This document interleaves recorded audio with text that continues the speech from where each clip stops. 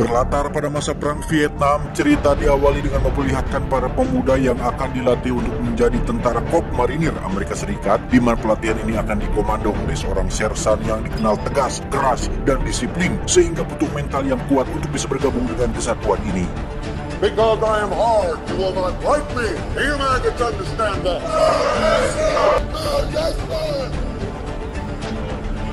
Saat itulah kita akan diperkenalkan pada satu prajurit bernama James, tapi biasa dipanggil Joker. Sesuai julukannya, Joker bersikap iseng dengan bercanda ketika sersan sedang berbicara dengan prajurit lain, sehingga sersan pun langsung nyerenteng, menghampirinya dan meninju perutnya untuk memberikannya pelajaran. Saat ditanya apa motivasi Joker ikut kesatuan ini, Joker pun dengan spontan menjawab bahwa dia ingin merasakan rasanya membunuh, sehingga sersan menyuruhnya untuk teriak sekencang-kencangnya dan perlihatkan ekspresi seorang pembunuh.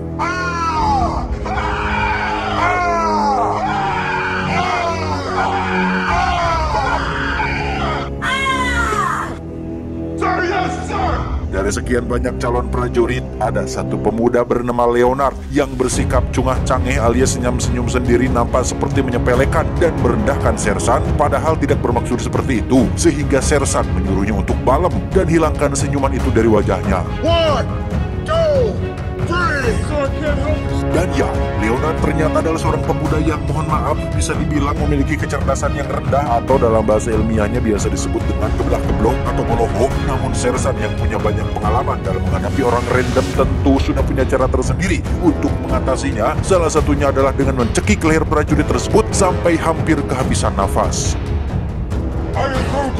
Alhasil, cara tersebut sukses membuat Leonard kehilangan senyum wajahnya selama berada di kesatuan ini. 2 minggu berlalu, mereka terlihat sudah bisa melakukan gerak jalan dan baris berbaris dengan rapi dan kompak, sampai sersan menyuruh mereka untuk angkat senjata dan letakkan di bahu kiri. Leonard lagi-lagi melakukan kesalahan fatal yang membuatnya harus mendapatkan sebuah hukuman.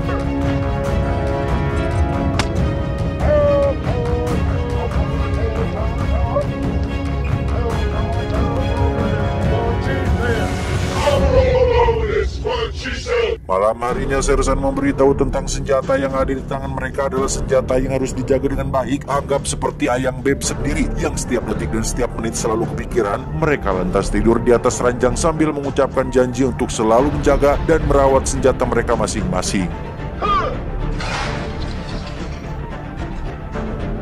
Beberapa hari berlalu, para kandidat pun memasuki tahap pelatihan fisik, yang di sini Leonard kembali menunjukkan kelemahan dan kemelehoyannya ketika fisiknya belum siap ditempa dengan pelatihan keras seperti para prajurit yang lain.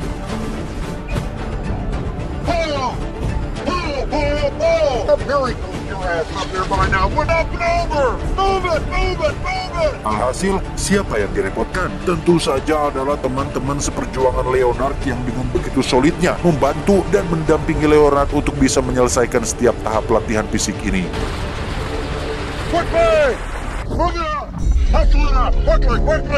Sebagai orang yang ditunjuk sebagai komandan squad, Joker bertanggung jawab atas semua rekan-rekannya yang lambat dalam belajar, yang sudah tidak perlu ditanyakan lagi. Leonard adalah satu-satunya prajurit boloho yang mendapat treatment khusus, sehingga Joker harus berulang-ulang kali menjelaskan dan mempraktekkan apa saja kewajiban mereka di barak pelatihan ini. Left one over the right. 4 inch full. Beberapa waktu berlalu, Leonard akhirnya menunjukkan kemajuan yang cukup signifikan berkat didikan dari seorang Joker, sehingga untuk sementara waktu, sersan bisa menghemat tenaga dan darah tingginya untuk hal-hal yang lain. Suatu malam, sersan melakukan inspeksi mendadak untuk melihat kedisiplinan para prajuritnya, di mana untuk kesekian kalinya Leonard melakukan kelalaian dengan lupa mengunci laci pribadinya. Tetapi bukan itu kejutannya, karena sersan menemukan sesuatu yang sangat-sangat dilarang di barak ini, yaitu seonggok donat jelly yang Leonard ambil dari aula. Yang karena sudah capek dengan sanksi yang sama, sersan pun memiliki ide lain agar Leonard mikir, yakni dengan akan menghukum semua teman-temannya apabila setiap kali Leonard melakukan kesalahan. Mereka semua yang awalnya simpatik pada Leonard pun lama-lama menjadi jengkel sendiri, sehingga semua orang kompak untuk memberi pelajaran kepada Leonard dengan cara memasukkan batang sabun ke dalam handuk dan memukuli Leonard beramai-ramai.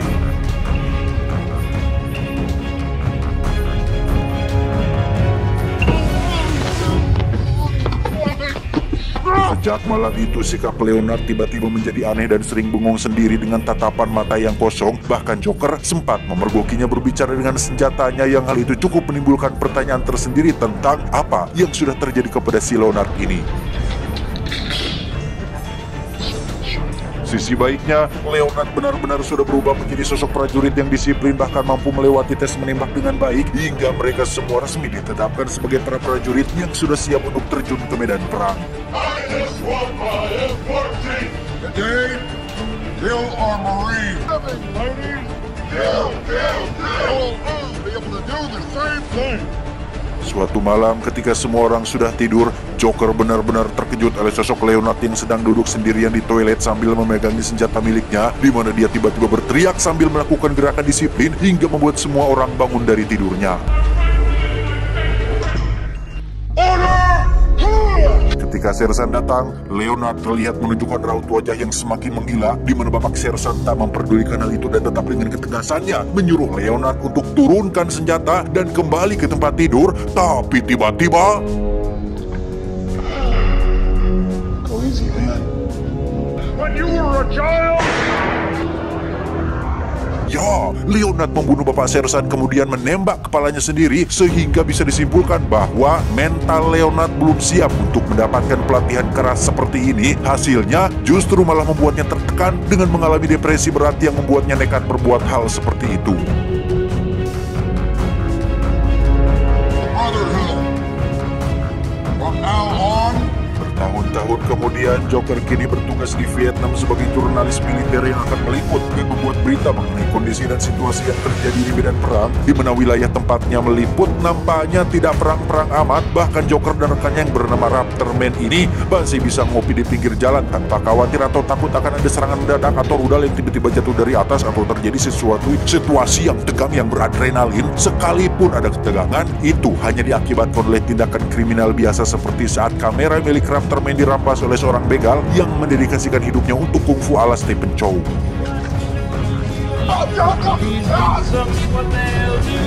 You know, half these blue quarters are serving. Joker dan Raptorman pun kembali ke markas untuk mengikuti rapat bersama atasannya, yang di situ beliau atasannya menyuruh Joker untuk membuat sebuah berita yang dramatis agar seluruh dunia yang membaca berita tersebut menganggap bahwa di Vietnam sedang terjadi goncang-gancing perang yang luar biasa hebatnya, penderitaan yang tidak ada henti-hentinya, pertumpahan darah yang seolah terjadi hampir setiap hari, sehingga kedatangan Amerika ke sana menjadi atau seolah menjadi ada gunanya bak pahlawan yang datang untuk membantu.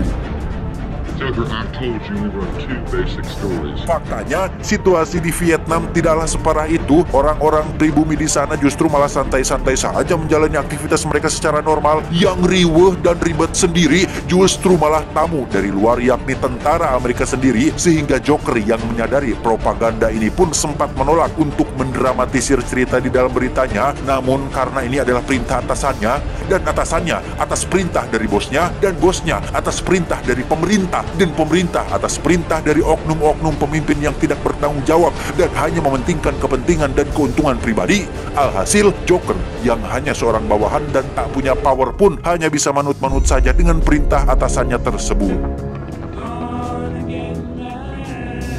Tepat pada malam perayaan kembang api terjadi ketegangan saat tentara Vietcong menyerang markas mereka. Entah Vietcong atau hanya akal-akalan mereka saja, tetapi Joker terpaksa melepaskan peluru full metal jaketnya untuk membantu rekan-rekannya mencegah musuh memasuki markas ini.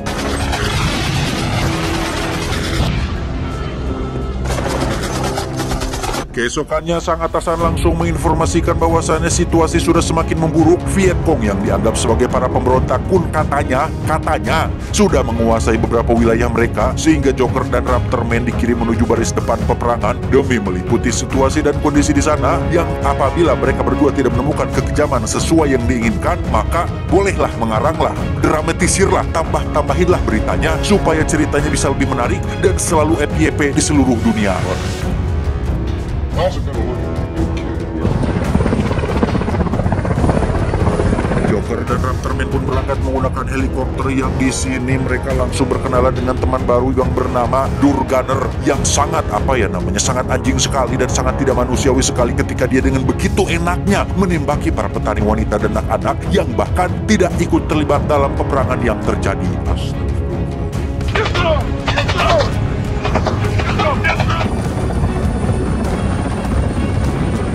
Setelah turun di titik aman pendaratan, Joker masih harus berjalan kaki menuju garis depan yang di situ dia sempat teralihkan oleh penemuan beberapa mayat warga lokal Vietnam yang katanya sengaja dibantai oleh pasukan NVA atau North Vietnam Army, di mana sebagian besar mayat-mayat ini adalah para pegawai sipil seperti guru, kades, petugas pajak, dan lain-lain. Tak lama, seorang komandan di wilayah ini pun menghampiri Joker untuk bertanya tentang apa maksud Joker menggunakan helm bertuliskan Born to Kill tapi memakai pin berlambang perdamaian. Menurutnya kedua hal tersebut sangat kontradiktif alias bertolak belakang, sehingga Joker diperingatkan untuk jangan main-main dan seriuslah dalam menjalani tugas sebagai seorang prajurit.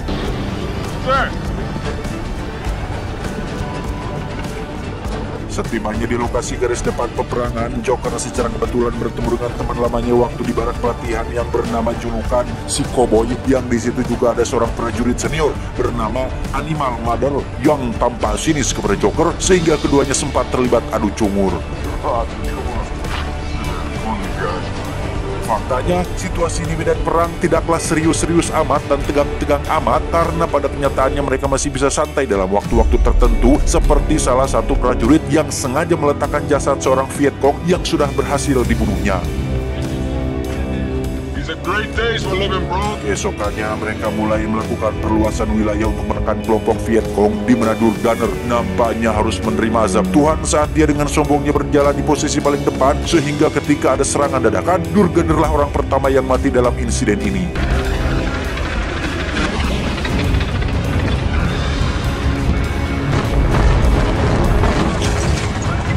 Rupanya musuh saat ini berada di dalam sebuah gedung kosong, sehingga dengan jumlah dan persenjataan lengkapnya, Joker dan kawan-kawan berhasil memukul mundur kelompok Vietcong tersebut.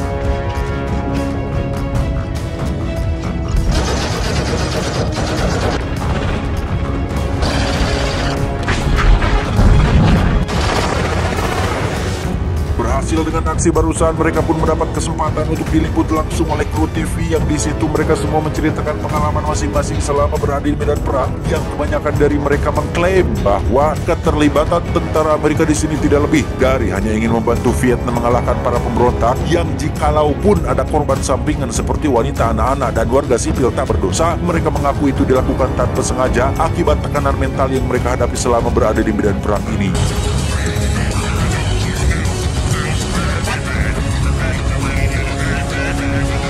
Dan ya, dalam waktu senggang dan hitung-hitung merayakan keberhasilan, para prajurit ini terbiasa memanfaatkan waktu singkat tersebut untuk melepaskan hormon-hormon jangar di kepala mereka dengan cara mengundang seorang perempuan asli Vietnam untuk sesuatu yang pasti Anda semua yang menonton sudah paham lah. Inilah jeleknya negara barat, mereka memiliki suatu kebiasaan buruk yang sulit dihilangkan. Niat mereka kesini adalah untuk membantu warga sipil memerangi pemberontakan dan demi keadilan dan membela kebenaran. Alangkah baiknya apabila niat baik tersebut diiring dengan perilaku yang baik juga, tetapi kembali lagi, itu hak mereka, kehendak mereka. Tapi ingat, ada zat yang tidak pernah tidur dan selalu memperhatikan dan melihat apapun yang kita lakukan.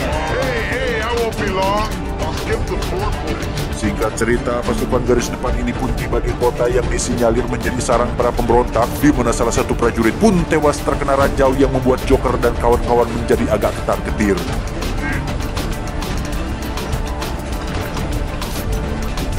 Satu prajurit bernama Samsul pun dikirim sendiri untuk maju dan memeriksa lokasi, di mana hal itu adalah sebuah ide yang buruk setelah Vietcong melakukan serangan, yang sisi baiknya membuat Joker dan kawan-kawan mengetahui di mana posisi musuh bersembunyi saat ini.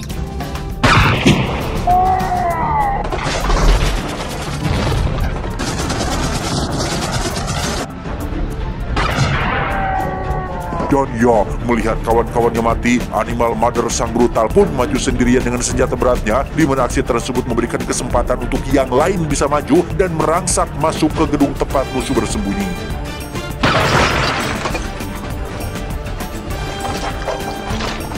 Saat sedang menghubungi pusat itulah, Cowboy yang merupakan sahabat Joker pun harus tewas tertembak, sehingga mereka tidak memiliki pilihan lain selain maju dan menyerang tanpa adanya bala bantuan yang akan datang.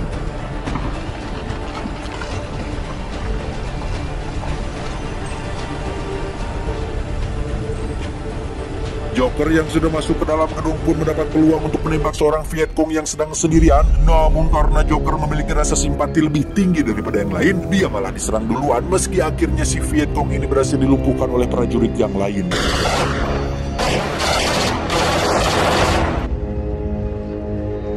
Dalam detik-detik sakaratul mautnya si Vietcong yang seorang perempuan pun sempat memanjatkan doa dan meminta mereka semua untuk segera akhiri hidupnya, dan orang yang ditunjuk untuk melakukannya adalah Joker yang meski ingin menyelesaikan masalahnya secara damai dan baik-baik, namun fakta di lapangan mengharuskan dia menjadi monster pembunuh yang tidak memiliki rasa kasihan sedikit pun. Setelah keberhasilan barusan, Joker dan kawan-kawan pun terus maju menekan kelompok Vietcong, namun pada akhirnya mereka harus kalah sesuai yang tertera dalam sejarah. Mamam. Tamat, ending yang cukup membagongkan. Sebuah film luar biasa yang dibuat oleh seorang sutradara legend yaitu Stanley Kubrick yang pada tahun itu, di zaman itu sudah bisa menampilkan pengambilan gambar yang modern sekali. Sinematografinya benar-benar epic dan unbelievable. Maka dari itu, apakah ada pertanyaan tentang film ini? John, saya mau tanya. Ya, sok apa? Judul film ini kan Full Metal Jacket? Itu maksudnya apa ya? Ya, betul. Judul film ini adalah Full Metal Jacket, salah satu jenis peluru yang proyektilnya memiliki permukaan logam tapi tidak dilapisi sepenuhnya, yang memang berdasarkan sejarah jenis peluru seperti ini biasa dipakai pada masa perang Vietnam. Buyongono. Kenapa judulnya tidak Perang Vietnam atau Leonard yang tersakiti? Yonda tahu, kok tanya saya. Jadi pesan untuk film kali ini apa, John? Perang adalah sebuah aksi fisik bersenjata dan non-fisik yang intens antar negara, pemerintah, atau dalam arti sempit adalah kondisi permusuhan dengan menggunakan kekerasan antara dua atau lebih kelompok manusia. Perang juga ada etikanya, ada tata caranya. Gak bisa kita asal tembak dan bunuh orang lain tidak pukul-pukul kayak si Durganer tadi. Semua ada aturannya, ada tahapannya, ada etikanya. Sehingga pesan yang bisa kita ambil dari film ini adalah perang tidak bisa dimenangkan oleh emosi, tetapi perhitungan yang dingin. Saya mewakili jajaran direksi yang bertugas mengucapkan terima kasih dan sampai jumpa di video selanjutnya. Adios, salon aktif Paman Takur.